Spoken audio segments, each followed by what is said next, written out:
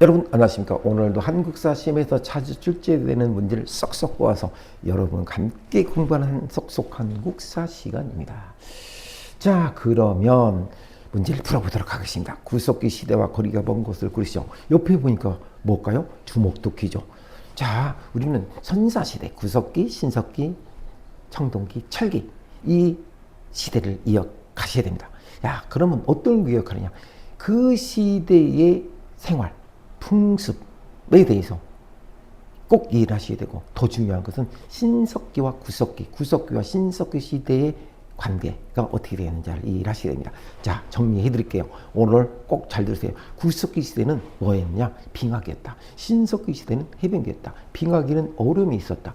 해변기는 얼음이 녹고 강과 바다가 생겼다. 현재 우리가 살고 있는 상태, 지구의 형태가 만들어진 것이 신석기 시대이다. 자, 구석기 시대는 빙하기 때문에 어떻게 될까요? 돌아다녀야겠죠. 먹을 걸 찾아서. 그러다 보니까 얼음이 녹았어. 드디어 돌아다닐 필요가 없어. 정착 생활을 하죠.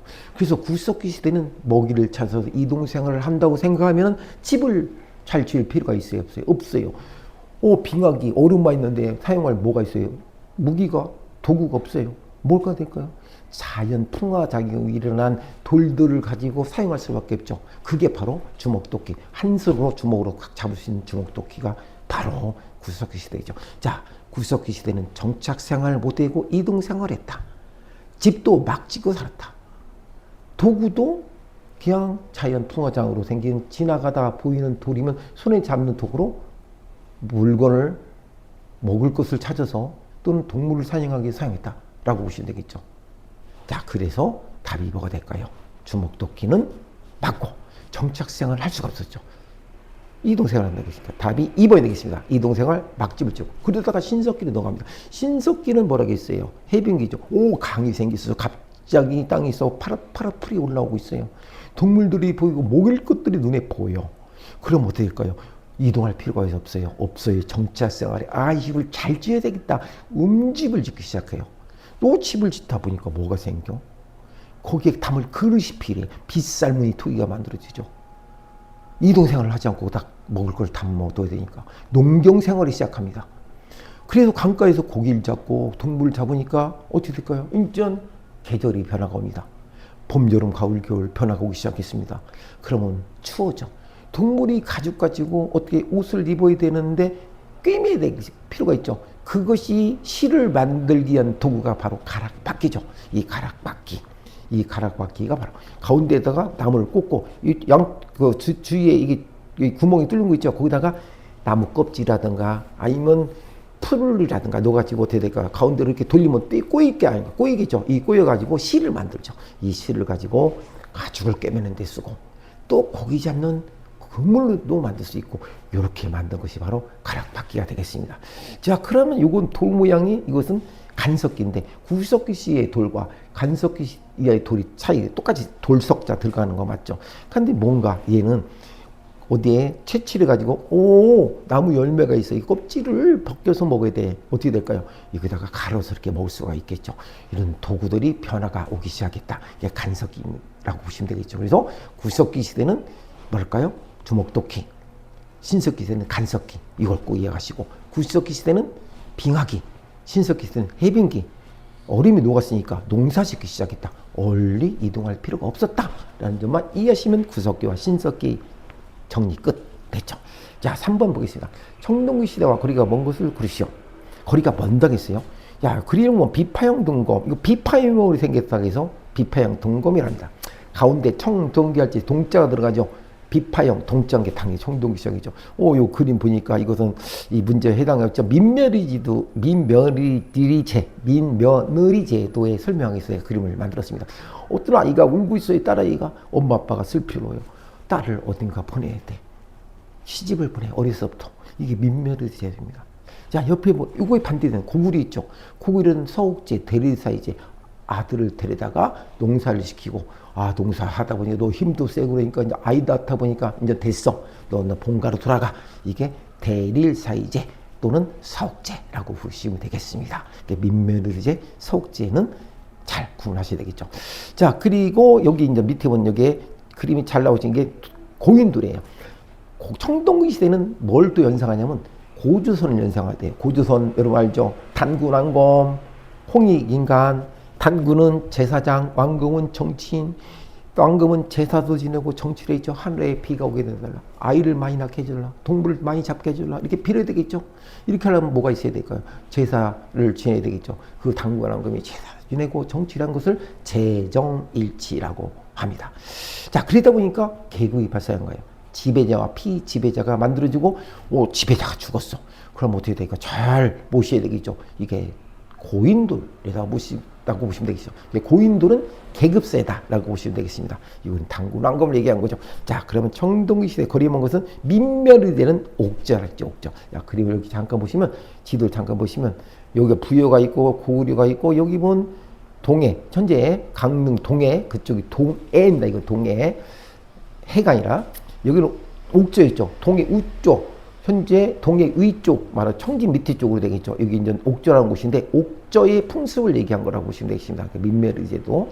자, 4번 풀면서 설명해 드리겠습니다. 민며느리제, 혼인 풍습, 가족 공동 무덤의 풍습은 뭐다? 옥저다. 옥저. 옥자, 구슬옥자. 이쁘다 라고 생각하시면 여자애가 이쁘잖아. 그래서 이때는 민며느리제는 옥저, 이렇게 생각하시면 기억하시면 되겠습니다. 자, 고구려는 나라가 싸움을 잘했어. 남자가 필요해. 대릴사이제, 남자를 데려와야 돼. 사이는 남자잖아. 그렇죠. 그래서 대릴사이제는 어떻게? 서옥제, 고구려. 고구려, 대릴사이제. 이렇게 하시면 되겠습니다. 자, 쉽죠? 다 5번 넘어가겠습니다. 다음 가로 안에 들어갈 내용은 순서대로 적은 것은 무엇입니까? 사만, 위에 설명이죠. 사만은 만, 백제, 서해 쪽이죠. 그 다음에 밑에 변화는 지금 현재 김해 쪽, 진안은 이쪽 부산 쪽, 포항 쪽이 이제 진안이라고 보시면 되겠습니다. 자, 사만을 그래서 마한, 변한, 진안, 한자가 3개죠. 사만. 이 사만에는 제사장과 천군이, 제사장인 천군이 있었다. 조금 전에 고조선은 제정일치, 단군 왕검이 제사 지내고 정치를 한다고 했잖아. 근데 사만 여러 국가, 나라가 부족 국가가 이제 만들어질 때는 제사 지내는 사람 따로 있고 정치하는 사람이 있고 분리가 있죠. 제정분리라고도 합니다. 그런데 제사 지내는 사람을 명칭을 지어야 돼. 이걸 천군이라 했고, 제사 지내는 곳이 있어야 될 거 아니에요. 이것을 소드라고 했답니다. 자, 두 번째, 부여는 무엇이란 제천 행사이다. 좀 전에 부여 쪽 위에 쪽이죠. 부여. 고구려 쪽 위에, 발해 쪽. 야, 부여는 하늘에다. 제사 제자에다 하늘천정. 하늘에 제사 지는 거죠. 아까 말씀드렸는데, 뭔가 풍요로움을 얻기 위해서 아이를 많이 낳게 한다든가, 농사 지어서 농사가 풍요롭게 어떻게 잘 되길 바란다든가, 비가 안 오면 비 오게, 비가 너무 많이 오면 비 좀 적게 오라, 이렇게 지나는 행사가 있겠죠. 그리고 또 뭐가 있을까요? 농사를 잘 지어서 감사하다는 뜻으로 농사 질 때 5월 당제, 뭘 들어보시죠? 이런 것도 어떻게 추수가 되면 추수 때도 어떻게 하늘에다 제사 지내는 것을 통틀어서 제천 행사, 이렇게 보시면 되겠습니다. 부여는 영구라는 제천 행사가 있었다. 그리고 고구려는 뭐란, 좀 전에 있죠. 서옥제, 대릴사이제. 그래서 답이 뭐가 될까요? 2번 소도. 천군과 제사 지내는 장소를 소도라겠죠. 그리고 부여는 영구라는 제천 행사. 그리고 남자를 데려오는 고구려는 석제가 있었다. 답이 2번이 되겠습니다. 2번. 자, 6번 보겠습니다. 진흥왕, 신라시대죠. 한강유역으로 진출하여 영토를 확장했다. 신라시대, 고구려시대, 백제시대의 번성기 왕들을 우리는 기억하라겠죠. 자, 우선 백제 4세기 누굴까요? 근초고왕. 그 다음에 5세기 고구려 장수왕, 광개토 대왕 장수왕, 5세기, 마지막으로 6세기 진흥왕. 이 사람들은 모두 다 한강유역에 진출하여 영토를 확장했을 때 당시의 왕들입니다. 한강유역이라면 우리는 하남이라고 만들었죠. 현재 서울 수도 한강 있죠. 한강 이 남쪽을 하남이라고 합니다. 한강유역을 진출하여 영토를 확장했다. 그리고 진흥왕은 뭘 했다? 화랑들을 통해 인재를 양성했다. 황룡사를 건립하여 불교를 진행했다. 그래서 뭐가 될까요? 답이 기억에 들어갈 내용은 화랑도. 야, 삼별초 나오죠. 삼별초는 뭘까요? 몽골 원나라 항쟁 제주도까지 갔으면서도 절대 굴하지 않고 자주의식을 느끼게 했던 삼별초 항쟁이 우리의 역사, 아주 몽골과의 항쟁, 다른 나라와 싸울 때를 항쟁이라고 하고, 고구려 백제 신라 싸울 때를 항쟁이라고 합니까? 안 하죠. 다른 민족과 싸울 때를 우리는 보통 항쟁이라 부른다 라고 이해하시면 되겠습니다. 7번 다음 가라운에 들어갈 내용으로 순서대로 적은 것은 고구려는 불교를 받아들였다. 어디로부터? 고구려는 백제를 공격하여 한성을 함락했다. 남화정책 고구려가. 고구려는 을지문덕 장군은 어디에서 수의 군대를 물리쳤다. 나오죠. 자, 그러면 고구려는 우리가 보통 얘기할 때 보면은 고구려는 불교를 받아들인 왕들이 있죠. 그 중국으로부터 불교를 좀 이따 불교는 어디서 받아들인 거 설명하기로 하고 불교, 고구려 불교는 누구냐면요. 여러분 누굴까요? 소수리망이 받아들입니다. 백제는 침리왕, 신라는 법흥왕 이렇게 기억하고 계시면 됩니다. 뒤에 가서 제가 설명을 해드리도록 하겠습니다. 일단 기억에 드는 소수리망은 불교를 받아들이고 장수왕은 백제를 공격한다 했죠. 장수왕 남화정책, 아버지는 광개토왕은 북진정책. 을지문덕 장군은 수의 군대를 물리쳤다. 어디 대첩? 살수 대첩. 한반도에 일어난 3대 대첩. 고구려, 방금 나오죠. 을지문덕의 살수 대첩. 고려 강감찬의 휘주 대첩. 마지막 조선시대 이순신 장군이 한산도 대첩. 이게 한민족의 3대 대첩. 절대 잊어서는 안 되겠습니다. 자, 넘어가겠습니다. 8번. 다음 가라운에 들어갈 내용을 순서대로 적은 것은 온주는 하남 위례성의 도읍을 정하고 무엇을 세웠다. 온주가 하남 위례성의 도읍을 정하고 무엇을 했을까요? 하남, 좀 전에 얘기했죠. 한강 이남. 지금 강도 송파구, 강동구 송파구 거기 가시면 서울에 그 한성 백제라고 있습니다. 한성 백제에 있는데 이 한성 백제가 바로 위례성입니다. 그래서 비류와 온주가 있었는데 어떻게 될까요? 비류는 인천의 미추홀에다가 나라를 세웠고 온주는 방금 얘기한 하남에다가 백제를 세웠죠. 나중에는 미추홀도 온주가 어떻게 될까요? 흡수를 합니다. 일단 이것은 뭐가 될까요? 백제고 백제의 주운기는 한강 유역을 차지한 좀 전에 얘기했죠. 근축5왕 4세기 5세기는 광개토 대왕 장수왕 고구려 신라는 어떻게 했어요? 진흥왕 6세기. 자, 무왕은 익산에 미륵사를 건립했다. 그래서 미륵사는 뭐냐면은 옛날에는 목탑이었다가 이제 불타 자꾸 소실되니까 좀 안 좋아. 그래서 어떻게 될까요? 목탑 모양을 본떠서 최대한 목탑과 좀 유사하게 만든 것이 시작된 목탑에서 석탑으로 이렇게 변하는 과정을 갖다가 표현해 준 것이 익산에 있는 미륵사라고 보시면 되겠습니다. 그래서 답이 3번이 되겠습니다. 온주는 하남 위례성의 도읍을 정하고 백제를 세웠고 백제의 중기는 한강유역을 차지한 근축5왕이었고 무왕은 익산에 뭘 세웠다? 미륵사를 세웠다. 이렇게 보시면 되겠습니다. 자, 이게 이제 고구려, 백제, 신라인데 이제 백제가 제일 번성할 때인 4세기 때 이 모양을 지도로 표시한 것입니다. 자, 9번 문제 풀어보도록 하겠습니다. 다음 중 내용을 읽고 해당한 것은 지증왕은 국호를 신라로 정하고 왕의 칭호를 사용했으며 이사부를 보내어 정복한 것은 우산국, 울릉도. 지증왕, 국호, 신라. 이사부를 우산국, 울릉도 아시죠? 그걸 정복한 것이 지증왕이었다. 일본 사람들은 참 아니 이는 역사적인 근거를 갖고 있는데 독점 자기네 땅이라고 우기고 있는 대책이 없는 사람들이 일본 사람들입니다. 자, 10번. 다음 가란에 들어갈 알맞는 것을 고르시오. 신라 법흥왕은 어디를 병합하고 진흥왕은 대가를 정복했다. 가야에는 뭐가 많이 생성되어 동이새를 화폐처럼 사용하고 외에 수출했다. 이 동이새 모양이거든요. 이 동이새 모양인데 철하면 가야죠. 변한 쪽, 김해 쪽. 금강가 대가야. 그 신라가 어떻게 했어? 아까 좀 말씀드려서 법흥왕과 진흥왕이 금강가야 대가야를 정복했다겠죠. 법흥왕이 무엇을 정복했어요? 금강가를 병합하고 진흥왕은 대가를 정복합니다. 그래서 철이 많은 가야를 정복하죠. 결국 그래서 진흥왕이 중기는 대가야를 정복함으로써 중기가 완벽하게 되는 것이 바로 진흥왕 시대라고 얘기할 수 있죠. 물론 한강 유역도 차지했지만. 그래서 답이 4번이 되겠죠. 법흥왕은 불교도 승인했고 금강가에도 병합하고 어떤 거 잊지 마시고 그 다음에 진흥왕은 대가야거든. 진흥왕, 중기 요것만 그냥 법흥왕이 누군가 왕들이 잘 만들어면 그 왕들이 후대가 바로 다음 해가 중기가 되는 거예요. 사실상 법흥왕이 많은 걸 병합하다 보니까 진흥왕이 그 아버지의 그 법흥왕이 덕을 받아서 후광을 받아서 그죠? 더 중기를 이뤘다라는 것이 역사를 보아하실 수 있겠습니다. 11번. 자, 다음 중 고려 광종이 실시한 정책은 너무 많이 나오죠. 시험에 고려 광종, 고려 시대의 500년의 고려 시대에 있었고 아시아야 될 왕은 태조 왕건, 광종, 성종, 공민왕 4명 왕은 꼭 기억하고 계시라겠죠. 뭐 우왕, 청왕은 뭐 나중에 뭐 기억할 필요는 없죠. 자, 고려 광종이 실시한 것은 뭡니까? 노비 안건법하고 안건법 3번의 노비 안건법이 다릅니다. 과거제도.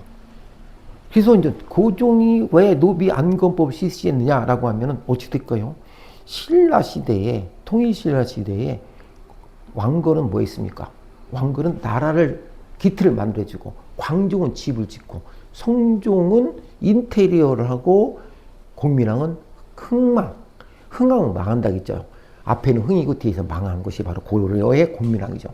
그런데 고려 태조 왕건을 기억하시면 혼인제도 있죠. 혼인제도 정략기로 냈어요. 통일시할 때 각각 지역에 너무 호족들이 힘이 셌었어요. 호족들이 힘이 세다 보니까 호족들이 자녀 딸하고 결혼한 정략기를 했죠. 딸이 없는 데는 어떻게 했어요? 아무개 하면 어때요? 김시성을 아들밖에 없어. 그러면 어떻게 돼요? 그 호족하기는 포섭하기 위해서는 어떻게 했을까요? 사성정책이라고 왕씨명을 줬어요. 왕아무개 이렇게 줬다는 얘기죠. 자, 그래서 여기는 답이 노비안건법인데 노비안건법은 이렇게 나오죠. 그리고 억울하게 노비가 된 자들 신분을 돌려주는 제도다. 그림이 나와 있죠. 자, 이것만 읽었어도 답이 3번이라는 걸 알 수 있죠. 물론 시험에서는 이렇게 안 나옵니다.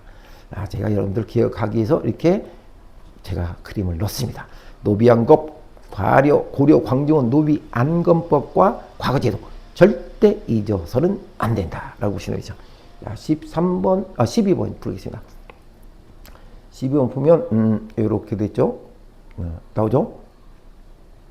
다음은 어느 시대에 대한 내용인가 나옵니다. 이거 보니까 문망은 삼국을 통일하였다. 문망이 삼국을 통일하였고 신라 지방 세력을 견제하기 상수리 제도를 써있어요. 지방 세력을 견제하기 위해 상수리 제도를 실시했다는 우리 기인제도 들어봤죠. 상수리 제도는 호족들이 힘이 세니까 그의 아들을 서울에다가 갖다 데려놓고 볼모를 잡고 호족들이 반란 일으키면 어떻게 될까요? 못 이기겠죠. 이것을 견제하기 위해서 만든 게 상수리 제도다라고 이해하시면 되겠죠. 장보고는 완두에서 해적을 소탕하고 해성무역을 하였다. 김춘추 무열왕이죠. 최초의 송골 출신으로 왕이 되었다. 삼국 통일 일으킨 전쟁 일으킨 왕이죠. 누구하고? 김유신하고 660년 나당 연합군에 신라와 당나라 연합군에서 660년에 황산벌 싸움에서 백제의 계백장군과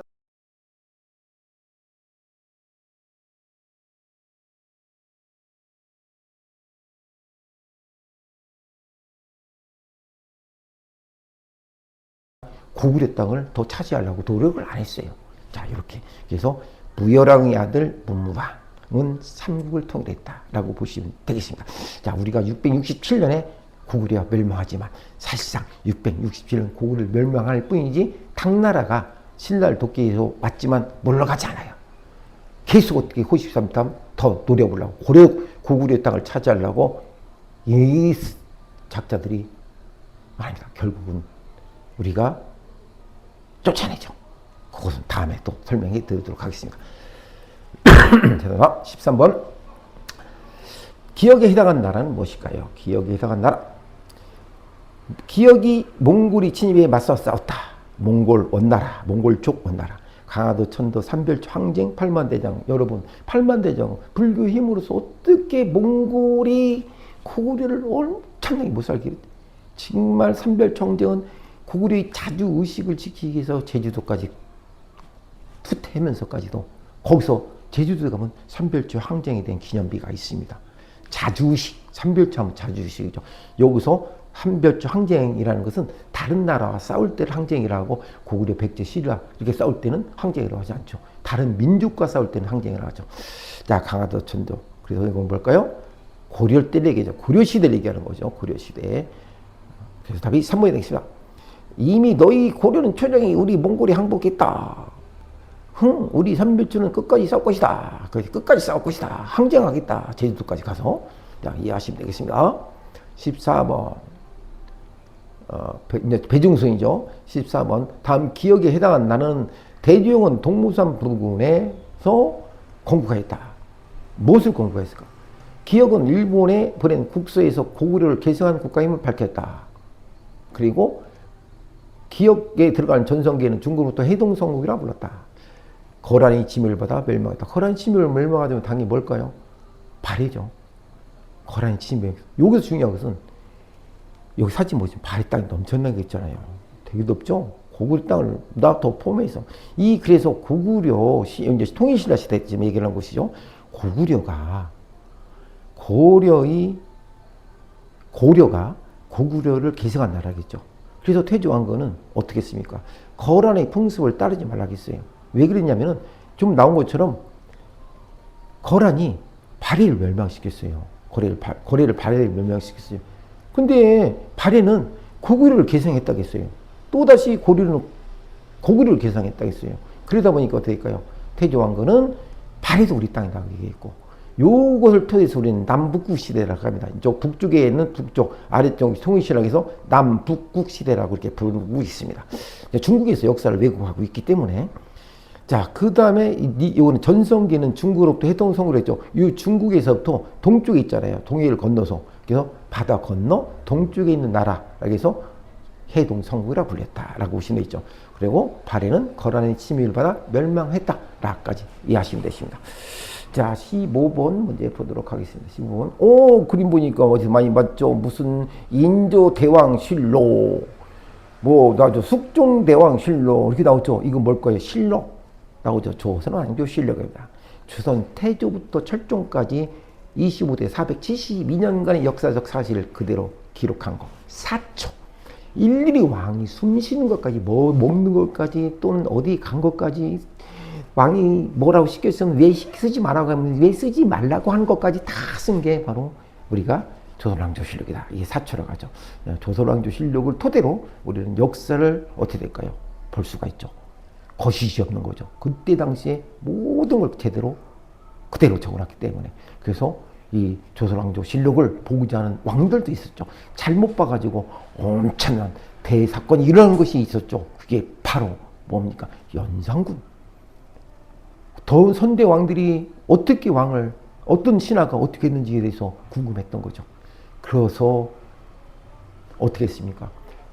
지금 보고 싶으면 좋은 점만, 그 선대 왕들이 좋은 점만 뽑아서 이렇게 보여줬던 그런 기록은 있습니다. 그것을 어느 왕이 누가 했다라는 것까지 다 기록되어 있는 것이 세계 기록 유산에 기록되어 있는 유네스코의 조선 왕조실록이라고 보시면 되겠습니다.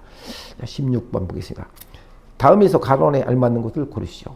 진흥왕이 한강역을 차지한 후 신라는 무엇을 통해 중국과 직접 교역했다. 이 지도 보시면 잘 안 나왔는데 이쪽에 여기 부분이 이쪽 당항선, 인천 우이 쪽이 당항선입니다. 이 산둥방도 가깝죠. 산둥방도 하고. 그래서 진흥왕 신라시대 한강역을 차지한 후 신라는 어디를 통해서 제일 가까운데 당항성을 통해서 중국과 교역했다. 라고 하시면 되고, 신라의 신문왕은 관리에게 무엇을 지급했냐? 관리료를 지급하고 너급을 폐지했다. 신문왕은 한 게 없어요. 신문왕만 봤어. 웃자 그런 소리입니다. 자, 문무왕이 통일신라를 지켜놨지만, 삼국통일을 했지만, 그 아들 신문왕은 너무 이제 싸움을 많이 하다 보니까 힘이 없는 거죠, 사실상으로. 그래서 현상 유지만 해도 좋다는 생각을 갖고 있는 게 신문왕인데, 그때 좀 더 노력했으면 우리 고구려 땅이라든가 발해 땅도 우리 땅이 되지 않았을까 하는 아쉬움도 좀 있죠. 자, 그래서 여기서는 전쟁을 치다 보면 어떻게 될까요? 전쟁을 치르다 보면 그 공신들이 있어야 될까요? 공신들에게 줬을 거 아니에요. 신분왕 이전에 삼국을 통일하는 과정에서 그때 중요한 것이 이제 노급도 주고 관리전도 줬는데, 노급을 줬는데 관리 준 게 아니라 노급이라는 것은 땅도 주고 노비를 주고 일한 인력도 준 것이 노급이에요. 그러다 보니까 나라의 세금을 거둘 수가 없어. 그러면 어떻게 될까요? 경영을 못하죠. 그래서 신문왕은 관리에게는 그냥 관리료만 주고 세금을 받기 위해서 거기에 힘이 너무 세질 수가 있으니까 거기에서 노동력을 준 것은 어떻게 빼버렸죠. 노급을 폐지했다. 그래서 관리제는 땅만 준 것이고 노급은 땅도 주고 거기에 노동력도 줬다라는 것이 두 개의 차이점입니다. 그래서 신문왕은 왕권을 강화하기 위해서 노급을 폐지하고 땅만 줬다라고 이렇게 하시면 되겠습니다. 자, 그래서 답이 뭐가 될까요? 당항성 관리전. 말했네요. 당의 산둥반도 등지에 발이 사신이 머무는, 발이 사신이 머무는 곳은 뭐라 할까요? 뭐가 될까요? 발해관이 되겠죠. 발해관. 답이 없어요. 답이 없어. 답이 없네요. 이걸 내가 고치겠습니다. 답을. 당항선, 관류전, 여기가 발해관이 되겠죠. 발해관. 그죠? 발해관으로 제가 답을 고쳐도록 하겠습니다. 발해관으로 고치겠습니다. 발해관. 이렇게. 답이 1번이 되겠죠? 당항선, 관류전, 발해관. 이렇게 답이 1번 되겠습니다. 17번. 다음 가론에 알맞는 것을 고르시죠. 고구려는 귀족회인 무엇을 통해서 고구려, 백제, 신라 전부 다 회의가 있을 거 아니에요. 귀족들이 모여서. 그게 바로 고구려는 제가회의고, 백제는 정사암회의고, 신라는 화백회의다 라고 알고 계시면 되겠습니다. 자, 18번. 자, 기억에 들어갈 내용은 고구려 소수리망은 중국 전진으로부터 지도에 전 여기서부터 불교를 받아들이고, 소수리망 백제의 침략은 동진에서 받아들이고, 신라의 법흥왕은 고구려에서 불교를 받아들입니다. 그게 고구려와 백제는, 고구려는 전진 중국으로부터 또는 백제는 동진으로 받아들였지만 불교를, 신라는 법흥왕 때 어디에서? 고구려에서 받아들인다라고 얘기했죠. 그래서 제가 법흥왕에 대해서, 법흥왕은 불교를 수용했다, 또 금강가야를 정복했다. 이것은 꼭 잊어서는 안 됩니다. 진흥왕은 대가를 정복했다. 신라시대에 자주 단골로 나오는 게 바로 이 문제입니다.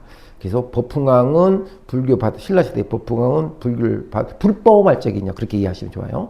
그 다음에 좀 말한 대로 불교를 받아들인 것이 법흥왕이고, 금강가야를 정복했다까지만 알고 있으면 되겠습니다. 그래서 여기서 답은 불교죠. 불교 2번이 되겠습니다. 19번. 자, 익산 미륵사지 석탑은, 익산입니다. 익자만 쓰면 됩니다. 익산 미륵사지 석탑은 목탑에서 석탑으로 넘어가는 과도기적 모습이다. 설명했었죠. 풀이 잘 타. 왜 그러는 게 너무 또 힘들어. 뭔가를 좀 대책을 세워야 되겠어. 그래서 그러면 흉내를 내야 될 거 아니냐. 그래서 목탑 모양을 그대로 흉내서 만든 석탑이 전라북도 익산에 있는 미륵사지 석탑이다 라고 보시면 되겠습니다. 20번. 우리나라의 목판 인쇄물 뛰어난 오래된 인쇄물이죠. 무구정광대다라는 무구정광대다라는 여기서 보시면 무자만 쓰시면 되겠죠. 여러분이 아시다시피 있는 경우가 있어요. 선생님 무구정광대다라는 게 뭡니까? 라고 궁금하시겠죠. 무자. 우리가 대다라니 경이라는 것은 쉽게 말씀드리면 하여튼 불경이에요. 불경인데, 이 불경을 외우면 좋은 일이 생긴다라고 나오죠. 그러면 여기서 한자를 그대로 표시하면 이렇게 되죠. 빛광자가 나오죠. 빛광자라는 것은 뭔가 빛이 있다는 얘기죠. 어떠한 우리가 신앙에 대해서, 세계에서 가장 오래된 목탑 인쇄물이라고 제가 말씀드렸어요. 세계에서 대단하죠. 세계에서 가장 오래된 목탑 인쇄물이라는 것은 상당한 거죠. 또 우리나라는 금속활자 직지심경 들어보셨죠? 이것도 마찬가지에서 세계에서 제일 오래된, 무구정광 대단한 경우는 결국 경기 불국사에서 석탑에서 이제 발견된 것인데, 그 뜻이 빛처럼 아름답고 총명하다는 뜻입니다. 이것을 계속 외우면 상대방과 내가, 그는 복을 받을 수 있다라는 뜻으로 해석하고 있죠. 그래서 여러분들이 불경이라고 보시면 되죠.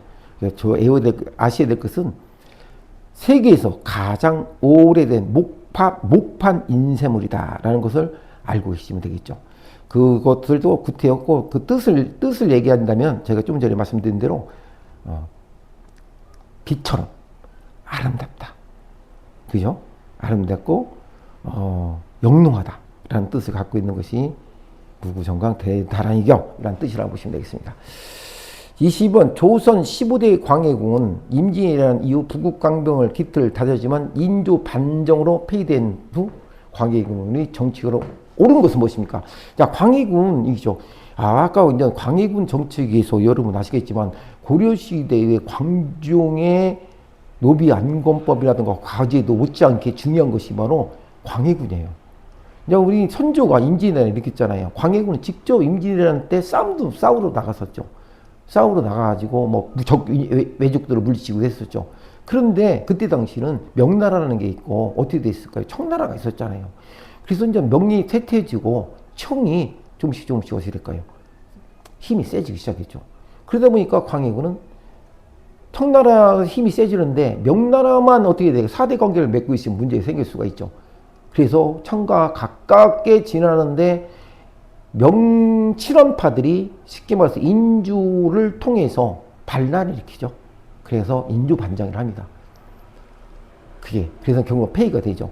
그래서 광해군에 업적하면 중립회교. 만약에 광해군이 중립회교를 잘했다면 모르죠. 상당히 많이 우리나라의 세계관이 바뀔 수가 있다고 봅니다. 그래서 조선 15대 광해군은 나쁜 것도 있지만 아시죠? 나쁜 것도 있지만 이 중립외교를 통해서 21세기의 외교 정책을 쓴 왕이 광해군이 아니었나라는 생각을 해보고 문제에서 시험이 잘 나오죠.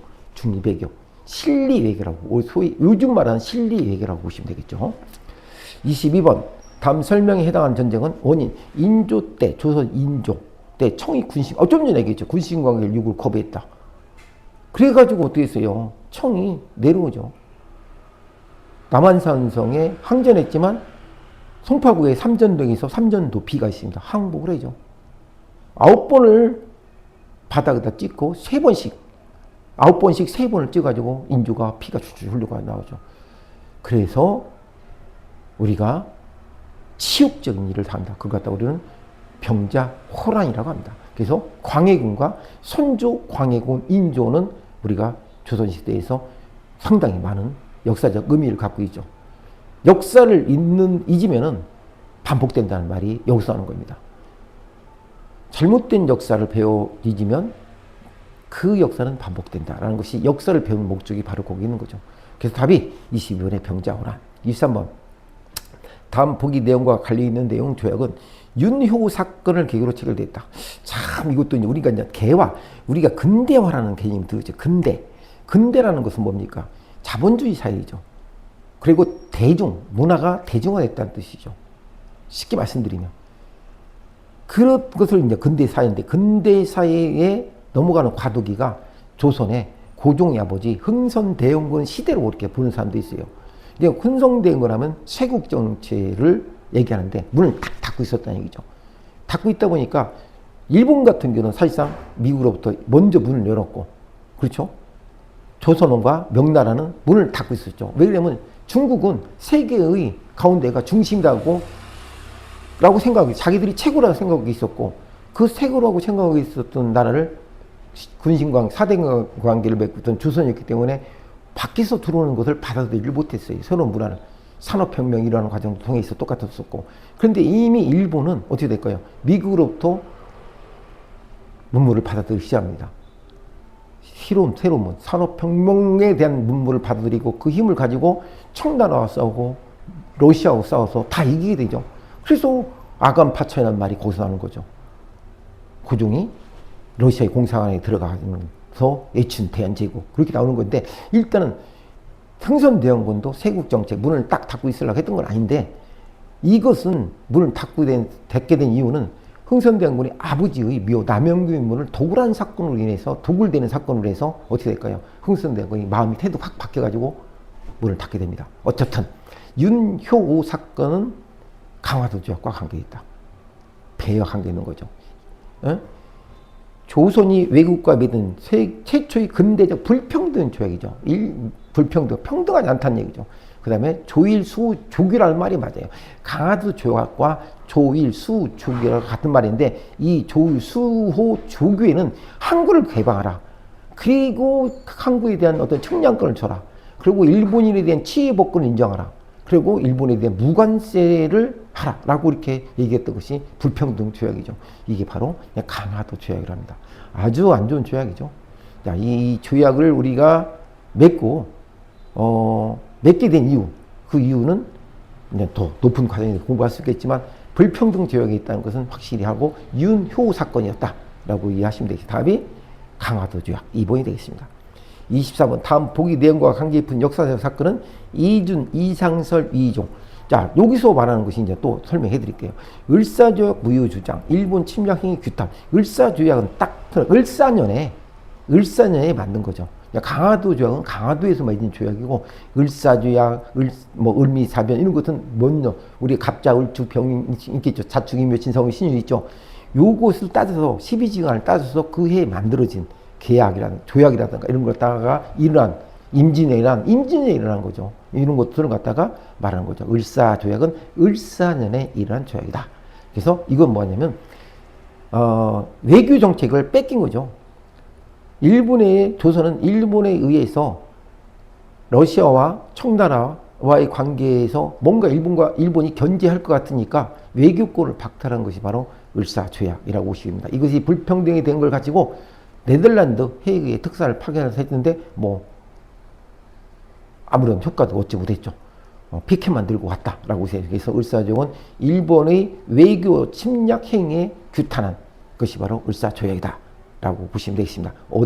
그래서 이거에 불평등한 것을 이중과 이상설 이중이 네덜란드 헤이그에 가서 우리가 항의를 했다라는 것을 보시면 되겠습니다. 이 사건이 답이 4번이 되겠습니다. 23번은 2번 강화도 조약이죠. 마지막 25번. 다음 보기에서 찾을 수 있는 공통점. 이건 아까도 이 문제 풀면 설명했던 건 내용이죠. 묘청의 서경천도, 삼별초의 항쟁, 공민이라는 개혁정치 이렇게 있죠. 묘청 하면은 김부식을 생각하셔야 돼요. 우리는 이제 서경과 개경이 있는데 묘청이 서경천도는 서경에서 수도를 옮겨야만이 쉽게 말씀드리면 고구려 발해에서 차지하고 있던 우리 민족을 찾을 수가 있다. 개경은 그냥 현 상태를 유지하는 것에 불과하다. 좀 진보적이고 또 우리 옛날 그 영토를 우리의 민족이 차지하고 있는 영토를 찾기 위해서는 어떻게 서경으로 가야 된다라고 하는 것이 묘청이 주장한 것인데 김부식에 의해서 이제 전부 다 이제 제압이 되죠. 그렇다면 뭔 뜻일까요? 우리 것을 찾겠다는 자주의식이라는 것이 표현하죠. 묘청이 서경 정도는 삼별초 항쟁, 몽골족이 원나라가 침입해서 제주도까지 필요하면 상징했던 것이죠. 그것도 마찬가지죠. 고려인의 자주의식을 위한 것이죠. 묘청이 서경천도나 삼별초의 서경천도도 고려인의 자주의식을 위한 것이고 공민왕의 개혁정치도 마찬가지죠. 공민왕의 부인이 노국 대장공주가 원나라의 공주였죠. 그렇지만 잘 아시겠지만 원나라의 공주였지만 공민왕의 친원파들을 타파하고 새로운 우리 자주의식, 공민왕이 고려의 자주의식을 왜 그러냐면요. 몽골족들이 와가지고 모든 풍습 같은 것도 다 몽골을 바꾸죠. 뭐 마누라 이것도 몽골에서 사용했던 것이죠. 뭐 이런 풍습에 대해서 것도 상당히 많은데 시간 관계상 이렇다 보니까 우리 자주식이 자꾸 무너져 가다 보니까 공민왕이 자주식을 하려고 계획을 정출했지만 결국은 노국 대장공주가 아이를 낳으면서 죽으면서 공민왕이 모든 것을 잃게 되고 그리고 나중에는 칠원파에 의해서 죽게 되는 그런 사건이 일어납니다. 그래서 묘청의 서경천도나 삼별초의 항쟁, 공민왕의 개혁정치는 고려인의 자주의식을 주장한 것이다. 공통점이다. 라는 것을 꼭 이해를 하시면 되겠습니다.